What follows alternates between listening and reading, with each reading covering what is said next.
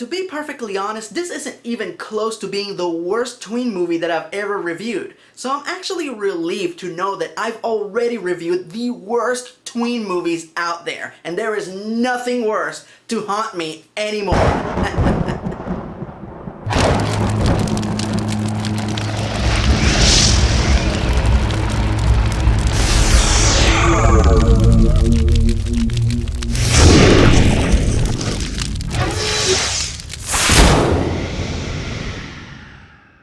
I seriously need to start ending the videos a minute earlier.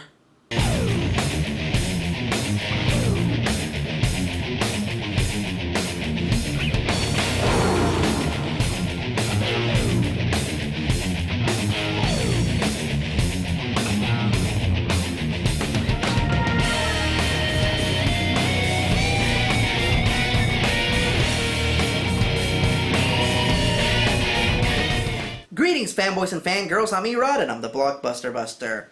You guys want to know how I knew that today's movie was doomed to fail even before I saw a second of footage?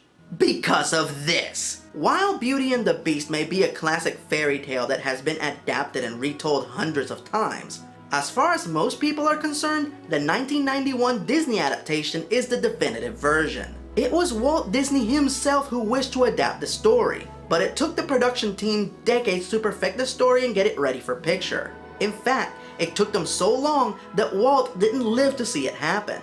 But when the film was finally released in 1991, what we got was what many consider to be one of Disney's greatest masterpieces. A film that pleased audiences and critics alike. A movie so good that it was the first animated film to be nominated for the Best Picture Oscar. Hell, it's because of Beauty and the Beast that the Academy started to seriously consider creating a category to exclusively honor animated movies. Sadly, it took an entire decade for them to add said category to the ceremony. But that's another story. Point is, any future adaptations of Beauty and the Beast are doomed to fail, because it is pointless to try and redo something that was already done so well. You cannot perfect perfection.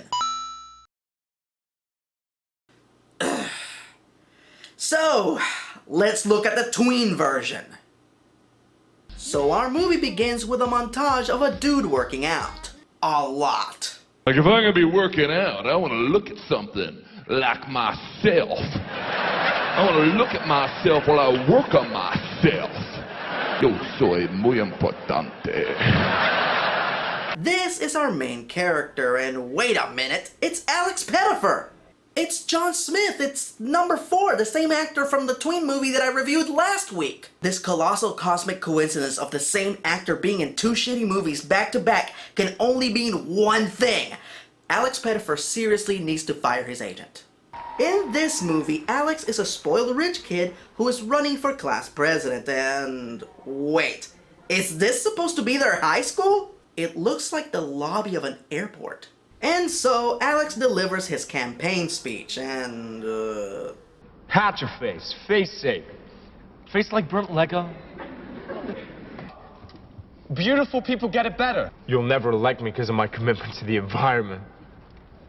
I don't have one. I just want this for my transcript. I don't even know where to begin. For starters, the point of a campaign speech is to appeal to as much people as possible. And this moron just alienated 2/3 of the crowd by calling them ugly and admitting that he's an ignorant douchebag that has no business being class president. Number 2. While Alex didn't exactly deliver a breakthrough performance in I Am Number 4, he wasn't bad. But for some reason in this movie, he's just awful. Best embrace the suck. And number 3. Ah! Olsen twin! Olsen twin! I'm sorry, I don't mean to imply that the Olsen twins are unattractive or anything. They creep me out. There's just something so vacant and unnatural about them. Come and play with us. What? She's playing the witch that curses the beast in this movie? Good casting. So, big shock, Douchey Mac Jerkoff pissed off a lot of people with his brilliant campaign speech. So they vandalized his campaign posters, the main perpetrator being Mary Kate, or Ashley, or both of them. I honestly can't tell them apart. Play with us. Stop showing that! Maybe it's just me, but shouldn't whoever runs the Green Committee actually care about things? Is it just me, or does her dialogue sound badly dubbed? Like they wanted to go out of her way to make her sound more unnatural and weird. Forever. Oh my god, what's wrong with you? Before Douchey can partake in any future douche-nanigans, we are forcefully introduced to the belle of the ball, the beauty, the Douchey's beast, Lindy. Best of luck tomorrow. And it's nice to finally meet you after 3 years. Oh, great. The emotionally impaired bad actor of the movie is supposed to be Belle's live-action counterpart? Belle is the most important and significant role in the story. She's supposed to be a sweet, charismatic girl that anyone could fall in love with. A pure-hearted optimist that can see the beauty in even the most hideous beast. Here, we're stuck with a girl that has the personality of a dead tree stump. Best of luck tomorrow. So Douchey decides to get back at the Olsen witch for defacing his face. And wait, what's his plan? Your mission, if you choose to accept it, is to ask Witchy Poo to the school dance. Wait, why is she wearing a wig? Don't ask questions. Sorry. Then at the dance, humiliate her by telling her that you didn't mean to ask her at all. You actually bought it. You bought that I'd hook up with you? The self-mutilated, tatted Frankenskag? That's his plan? To try and humiliate the one girl in their entire school who doesn't care what anybody thinks of her. That is so lame. So Douchey forcefully runs into not Belle, so they can awkwardly develop their relationship. Does it suck so bad? No, it's badass. Oh god, am I supposed to believe that these two go on to become a couple? Freddy Krueger and Nancy have better chemistry.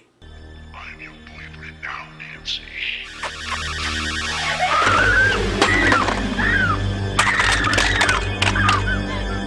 Later that evening, Douchey gets home to find that the Olsen witch was waiting for him. And she puts the whammy on him. When the spring flowers bloom again, the year is up. What the? And either the words, I love you, will release you from the spell, or stay like this forever. Like what? No. Hold on! That's the makeup? He's bald and he's got tattoos. First things first, this is one pathetic looking beast. I mean, Hugh Jackman and me are far beastlier than that. And secondly, what exactly are they trying to say here? That people with tattoos are ugly? Or that bald people are ugly? If so, they haven't met Captain Picard. You're a very attractive man. And yes, I can see that he has a few scars and blemishes, but they're not that prominent. Nonetheless, he has 1 year to figure out how to break the curse so he can look like Dick Casablancas again. And either the words, I love you, will release you from the spell, or stay like this forever. Wait, all he has to do to break the curse is to get somebody to say that they love him? Well, couldn't he just ask his dad to say it? Or better yet, he's rich, he could just hire somebody to say it. Skin won't change no matter what we do. Now, what about skin grafts or face transplants? I mean, look at him. You're an idiot. Unable to find a doctor that can cure baldness and spontaneous body art. God, this movie's stupid. His dad decides to send him away to live in a house outside the city. What an asshole! He does give Douchey a Jamaican maid named Sola, who can't afford to bring her children into the country. And a blind tutor played by Neil Patrick Harris. First Timothy Oliphant and now him? Tell my father he can carpe diem in hell. Happy to. Meantime, how about you cage the rage and invite me in? Oh, for the love of Christ, let him in! There should at least be one good actor in this piece of shit. Kidding, right?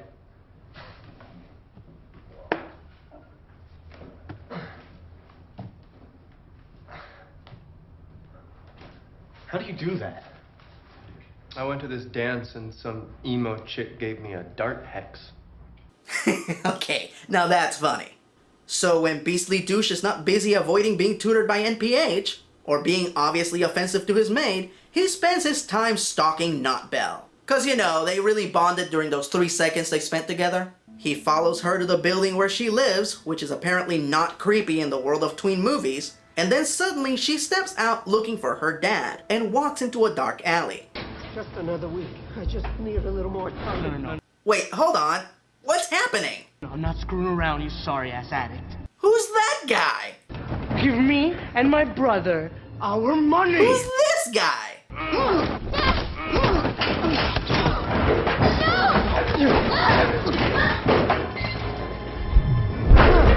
Wait, he has super speed and agility now? Why? What the fuck is going on?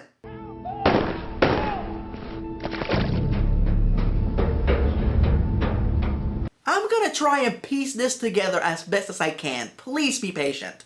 So apparently, Not Belle's dad has a major drug problem and owes some drug dealers some money. He gets into an altercation with them and randomly decides to shoot one of them, which prompts the second drug dealer to threaten to kill Not Belle in order to get revenge for his fallen comrade.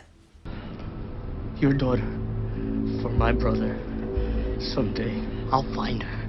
But it's okay, Beastly Douche can stop him with his sudden burst of super strength, right? Come on, what do you want? I want her. I want to protect her. I can protect her. Please. Did you hear him? If she stays with me, she'll be safe. I don't know who you are. But if she leaves, cops will get these. What? He's blackmailing her dad to make him force Not Belle to stay at Douchey's house in order to keep her safe? Oh, here we go again. Number 1, wouldn't it be easier to just catch the guy that's threatening her? Number 2, using dirty, underhanded methods to get what you want is what got you into this mess in the first place. Now you're going to employ more dirty, underhanded methods to get you out of it? Way to learn your lesson, jerkwad. And number 3, no matter how much he claims that he's doing this to keep Not Belle safe, we all know that his true purpose is to break the curse. So in the end, he's not noble or heroic, he's just as much of an opportunistic asshole as he was before. I think I'm in love.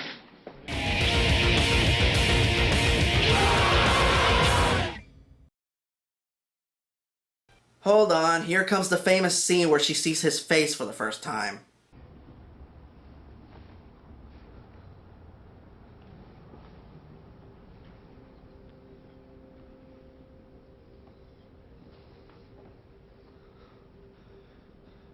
Pretty gruesome, huh?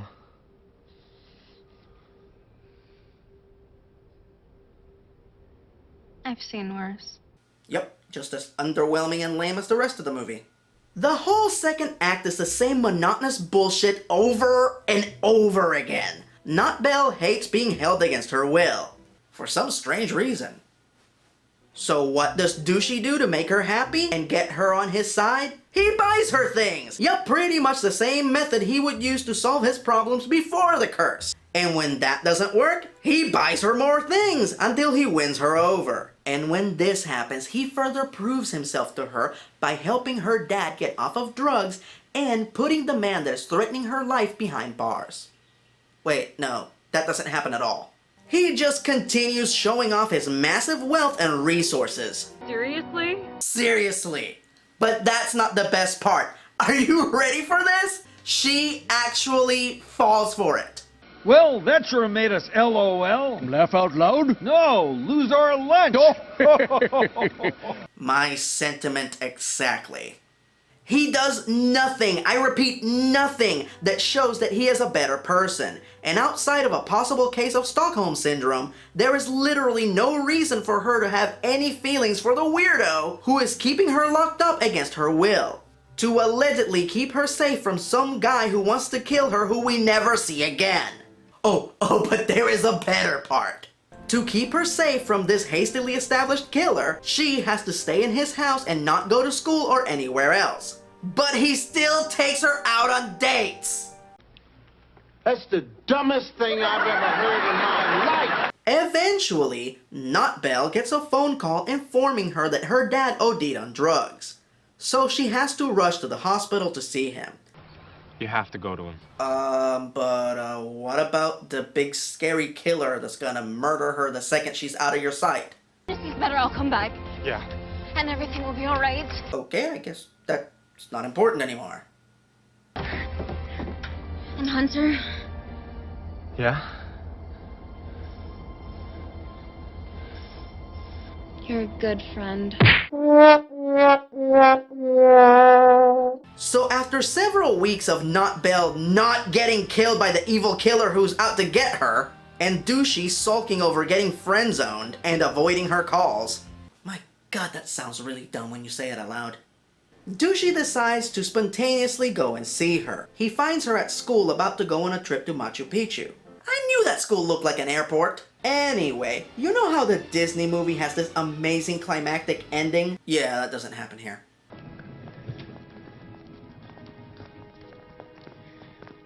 Hunter.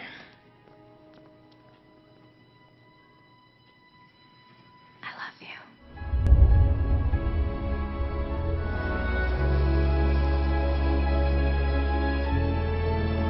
That's it! That's the ending to this movie. Oh, come on, movie. You have time left. There's plenty of room for one more bit of stupidity. Hunter! Kyle. Sorry, I'm looking for someone. I don't mean to be rude. That's right! She can't recognize him! Love changes him. Everyone knows that story. Wait for it! Wait for it! What?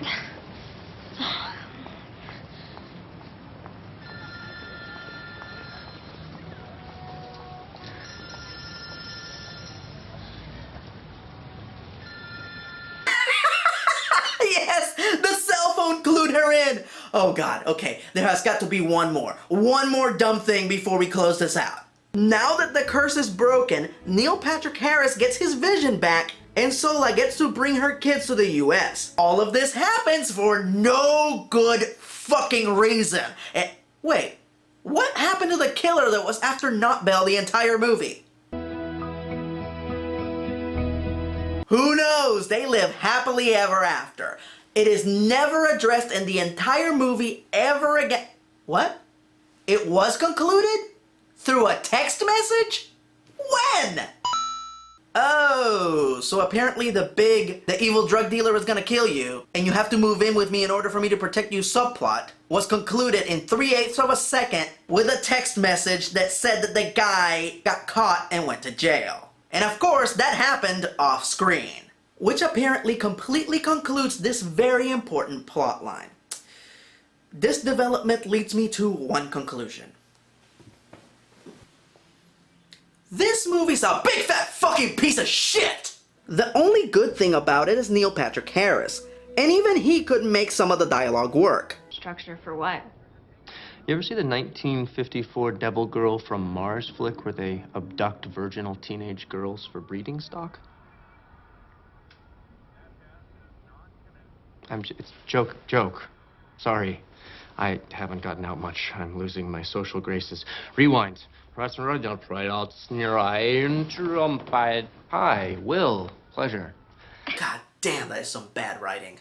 Everything else sucks. The acting is bad, the makeup design is mediocre and unimpressive, the writing is atrocious, and for an alleged romance, this movie is about as romantic as Saw 4.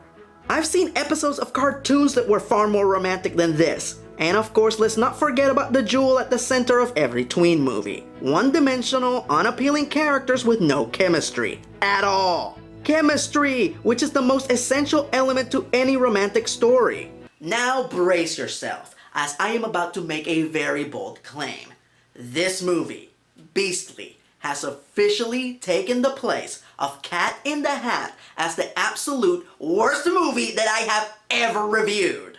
As annoying and ill-conceived as Cat in the Hat is, at least that movie tries to be entertaining. Some might argue that it tries too hard. This movie doesn't even try. It's just a limp dick of a movie that is not even worthy of being associated with Beauty and the Beast. My recommendation is to either check out the Ron Perlman Linda Hamilton show or stick to the Disney version, but avoid this steamy pile at any cost. So if you excuse me, I'm gonna go rid myself of these tween movies once and for all.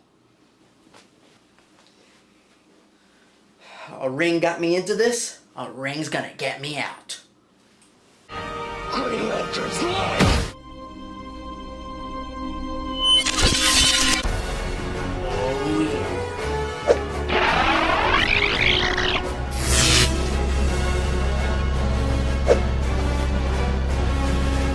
Let's take this outside.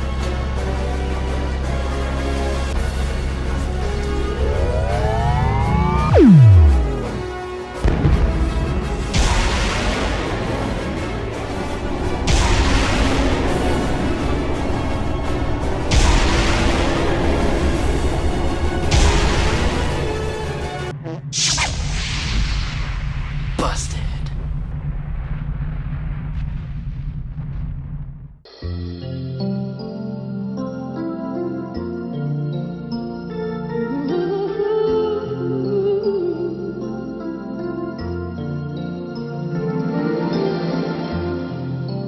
Taylor's all last time,